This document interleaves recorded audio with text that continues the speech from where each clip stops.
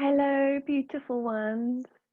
Ah, blessed new moon. I just want to say thank you for your patience with waiting for this report. It's been a crazy weekend for us here. Um, I have a little boy, some of you know, and he's in the toddler stages now, and it is busy. Like it's just, constantly like running around after him. So yeah, I've just got some time now and I'm like, right, I'm going to do my video because I'm so passionate about this as well. So it's really important for me to make space for this. And this is a lot about what this new moon has been about, actually. It's about balance and looking at our life and, what's really important to us, what are we valuing, and how can we come more into balance and more into harmony so that there's space for me to create and to share the wisdom that's really, I love. And there's also space to be with the family, and there's also space, to be with my partner, and space for me to nurture myself. So, yeah, this is a lot about what this new moon energy has been about. So blessed new moon. New moon was yesterday in the GMT time zone. It was 5:07 yesterday in the morning.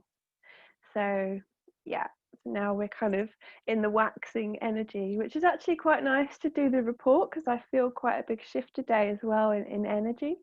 But this moon cycle that we're in is so powerful. Like, wow, I was looking at what's happening during this cycle and it's mind-blowing. I've got my notes here because so in the pillars of the moon cycle of the 13 moons, here in the Northern Hemisphere, those of us who are in winter now, or autumn winter, like this time for us is about the descent. And so this is like a massive part of what I'm excited about because I love the descent and how important it is, and it hasn't been recognized very much in, our worlds. It's kind of in the spiritual world, it's all about enlightenment and ascending and going up and out, but like there's a whole part that's missed out that's a really important part. So going back to the aspects, of what's happening during this moon cycle. So the moon cycle started on the 15th of November, which is yesterday, and it will go all the way through until the next new moon will be on the 14th of December. And so during the time of this moon, at the moment the sun is still in Libra in the lifetime sky. And on the 23rd, the sun will move into Scorpio. Woo woo! So if you're born between the 23rd of November and the 30th of November, you are a true Scorpio. And so that's only like 7 days. It's a really small constellation. And so to be a true Scorpio is actually quite a significant thing and more of a rare thing. It's like, yeah, it's very, very 1 week, of the whole year. So it's a really powerful time. And so on the 27th of November, Neptune will come out of its retrograde. And then on the 30th of November, the sun moves into Ophiuchus and the full moon lunar eclipse is in Taurus on the same day. So, woof. These are astrological, like, it's a big few weeks basically, and the next 6 weeks are big because once we get into our next moon cycle, we'll have a new moon in Ophiuchus. The sun moves into Sagittarius on the 18th. The sun comes into its rebirth at the galactic center, and then we have our solstice and Jupiter Saturn conjunction on the 21st of December. So the next 6 weeks are just like, what I feel, it's like a real invitation into a descent and a transformation. And yeah, because we're coming into Scorpio season, and when we get through Scorpio, we're going through Ophiuchus, which is the serpent, which I want to talk more about now, because I feel like there's a really big reason why Ophiuchus has been in the sky all this time and has been ignored, or, we've been distracted away from that, and every time, NASA says, The sun goes through Ophiuchus every year. Astrologers, 12 sign astrologers, no, no, we use this astrology. Why are we not looking at the wisdom of Ophiuchus?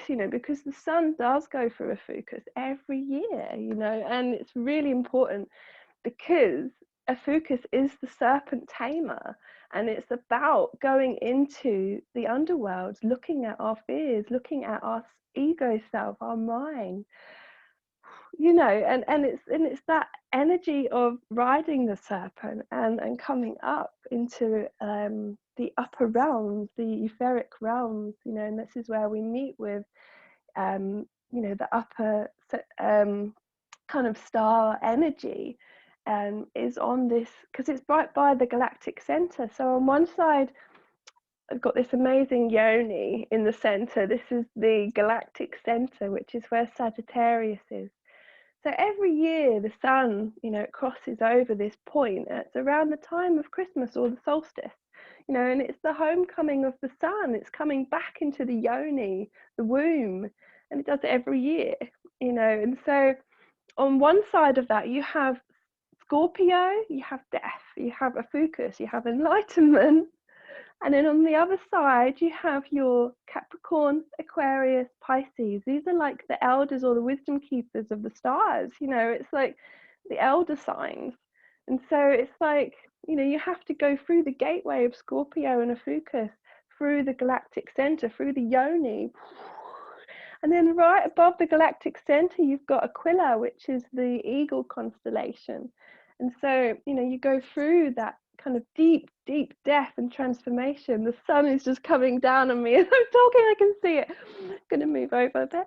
And then you come into this higher consciousness, but you can't stay there. This is the point of the cycle. It's like we do this annually. It's when we do it consciously, it's powerful, because every year we're invited into this descent and rebirth, and then because we spend time in this place of the inner world, of the inner realms, of like, because the Scandinavian Siberian shamans, would always take the mushrooms at this time, and this is where the flying reindeer things come from, the fly agaric mushrooms, the red and the white, Santa, so it's like, it's a powerful time to go on these inner soul journeys, to connect with the plant beings and the star families and the etheric realms. And of course, Neptune going direct after its retrograde will be like a heightened time of psychic awareness and clear vision and 2020 vision, which is what the year 2020 is about. So this year for us now, it's coming to this pinnacle moment where we're being invited into our clear vision, our clear vision. Like, can we see? Can we really see? And it's funny, I've got glasses on. Can I see? So yeah, it's a powerful, powerful time. I want to show you, I got an image of a tree, the tree of life, because I wanted to show you the journey of the year on the tree. It's a really good way of explaining it. I'm in the process of making a Pillars of the Moon poster. So there you go, there's a gorgeous tree. I'm not sure who the artist is, I'll try and source it for you. Yes, so in the Pillars of the Moon journey, you have to see it as a cycle, as we're all in a cycle throughout our life. We're in a life cycle, we've got our monthly cycle, those of us women who are bleeding, it's the lunar cycle, but it's a massive cycle, the wheel of life that we're all in. And so, when we are, if you look at my cursor here, if you see the mud, this is where we are now. In the Northern Hemisphere, it's like we're in the mud, but we're also at this point of real fullness, it's the turning point now. It's the changeover point. And when we get to the winter solstice on the 21st, this next cycle, we're coming up to the most darkness, the longest darkness. And then those in the Southern Hemisphere, the next cycle that's coming, you are in the most light. So you're the other side of the coin, balancing everything out. We are in balance. You know, there's half the planet in summer and some in winter on the other side. So for us in the north, you know, the apple has fallen from the tree, it's squelching down into the mud and it's breaking down. And this is the powerful part, you know, this is the descent. And so Libra now, this new moon in Libra for 2 weeks, it's like before the sun comes into Scorpio, which is in 7 days, you know, so 7 days until we move into Scorpio. And so we've got 7 days of talking with Mart, you know, the Egyptian goddess of truth and balance, you know, and she's like, okay, you're at this point of equilibrium, you know, you're at an ending. We're coming to the end of a chapter now. And so what do you need to let go of so that you can dive in? You know, and this is part of ourself. Our ego has to, it's a massive part of our journey, is to release something that we don't want to take in with us. We don't want to carry it into the underworld. We need to go in there, you know, clear, so that we can bring in something new.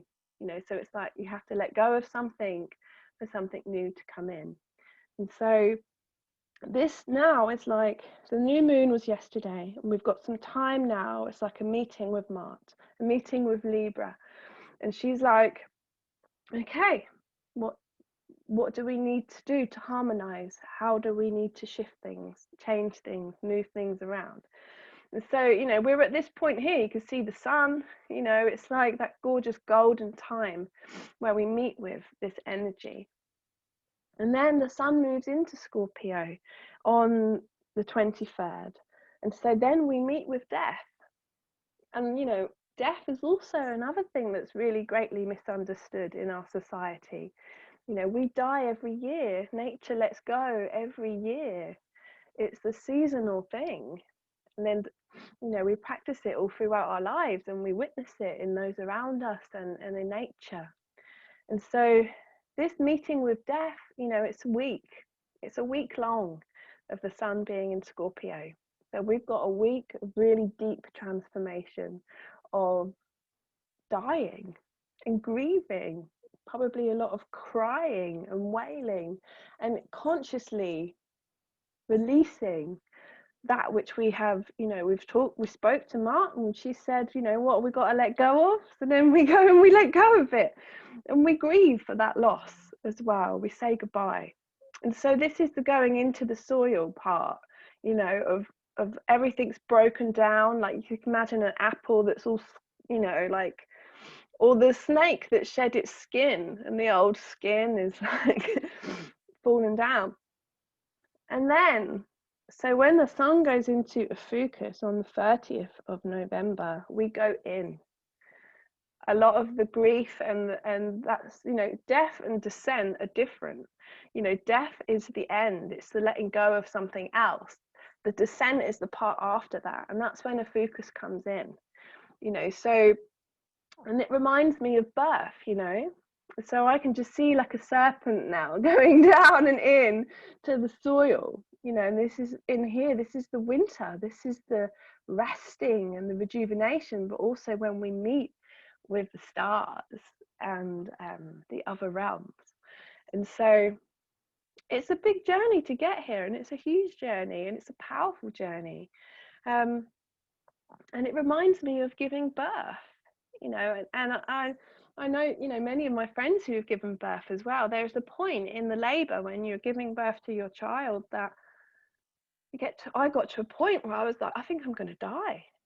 I can't do this. This is the end, you know, like something needs to change. I can't. And I think I'm going to die. And there's a part of me that really believes that. And there's a part of me that did die, that had to die. And so it's in this death that is the changing point. It's the crossover point. And so after, for me, in the birth, I'll talk about me, in the birth of Arthur, I had this dream of giving a natural birth at home, in the water. And, you know, I've got lots of very earthy, priestessy frames, and I kind of felt like, gosh, I need to give birth this way. You know, I failed as a woman if I don't. And so we had a very long birth, and something in me, you know, it kicked in, and it was like, something's not right. I need to go to hospital. And I knew so deep, it was like Arthur was telling me, no, I'm stuck. No, this is not, you know, and actually he was stuck. He's really stuck in my, in, you know, in the gateway coming out. Bless him. And so I had a battle of death. And the part of me that needed to die was the part of me that, you know, had to prove that I was a woman by giving birth at home, or prove that I was good enough by giving birth at home.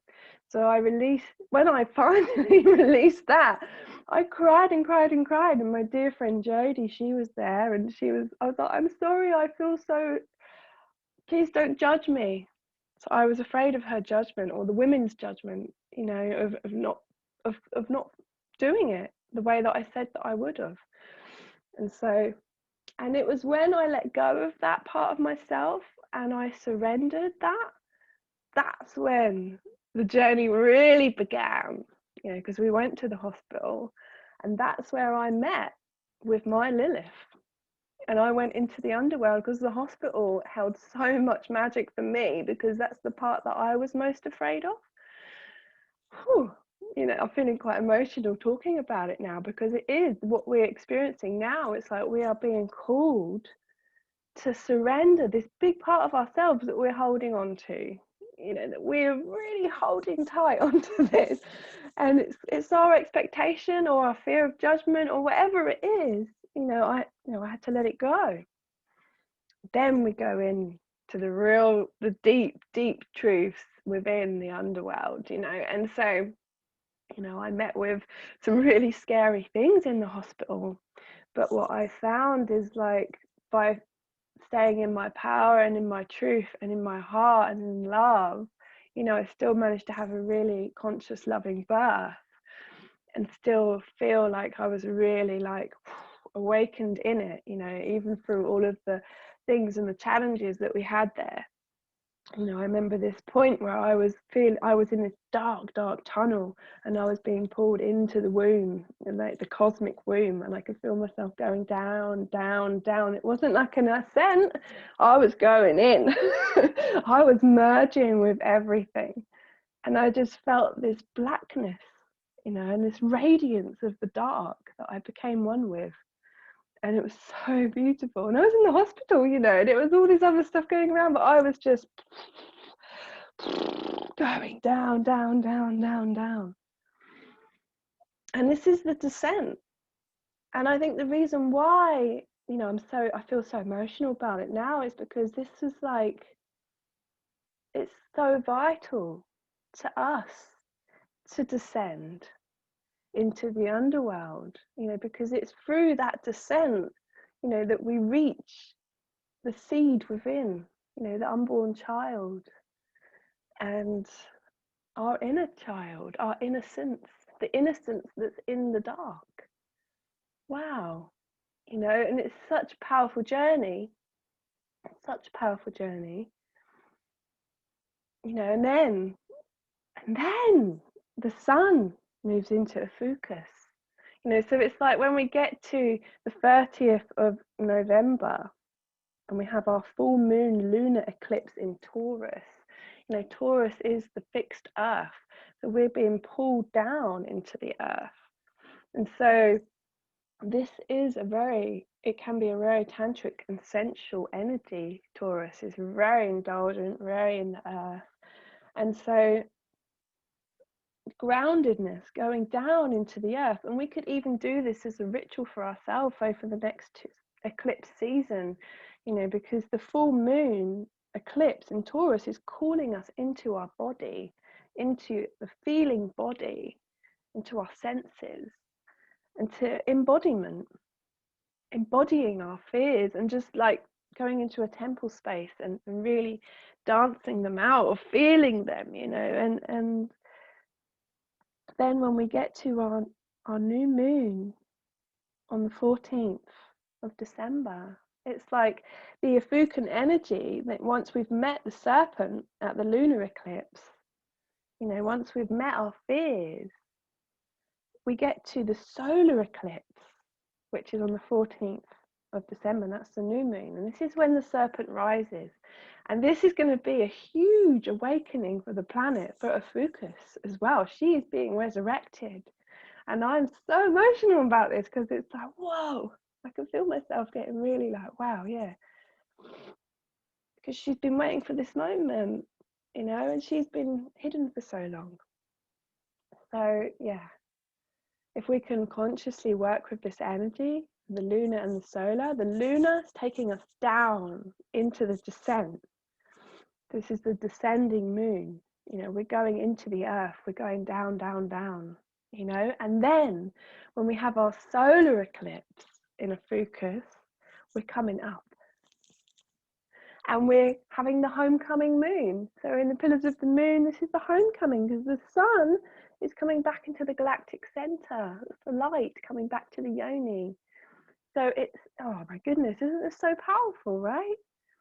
It's like a homecoming to ourselves. We're coming home to the galactic center.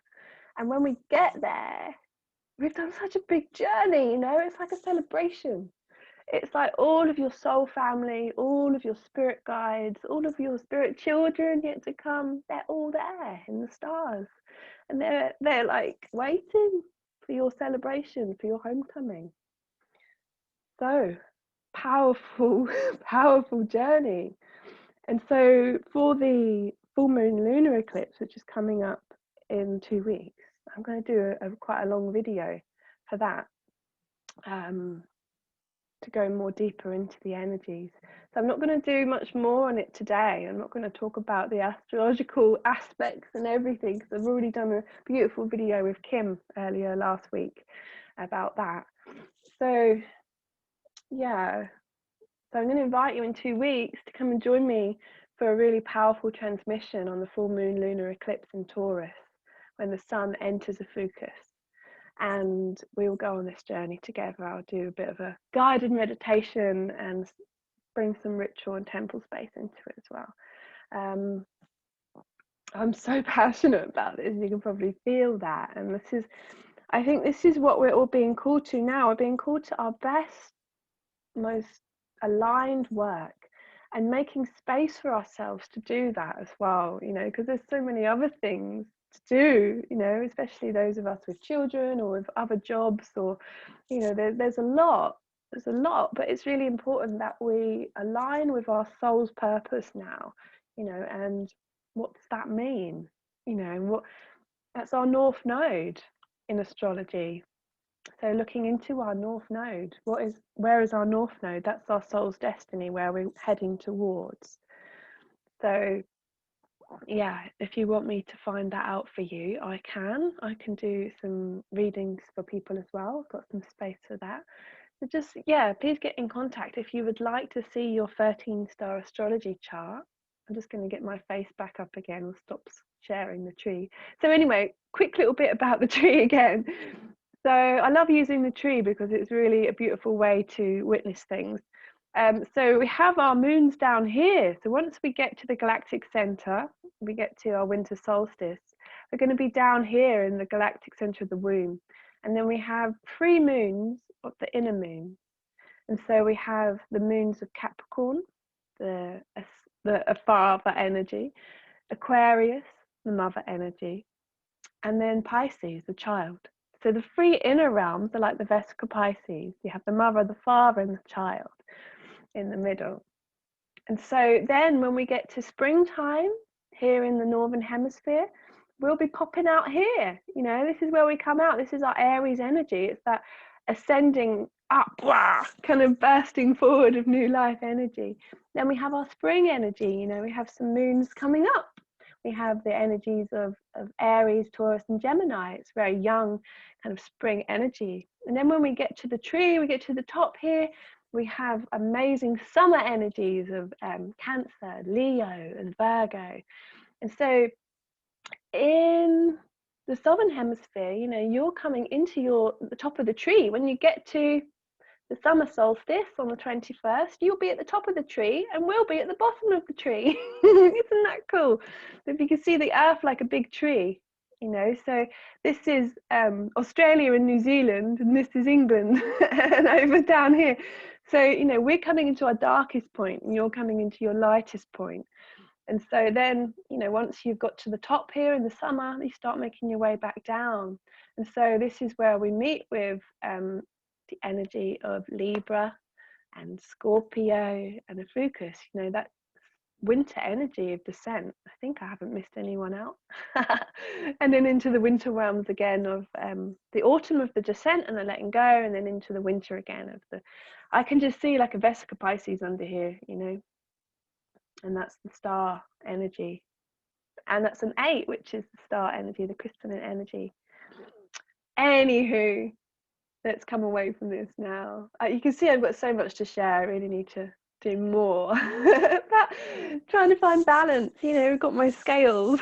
If I put too much on this side, there's no room over here, and so yeah, trying to find balance. My goodness. Okay. May these next 7 days, while we're having our meeting with Libra, you know, really make us come into this awareness of what we need to let go of, you know, how we can find more harmony, how we can make, you know, this process more aligned with what we need to do. So what are we letting go of? What don't we want to carry with us into the next cycle?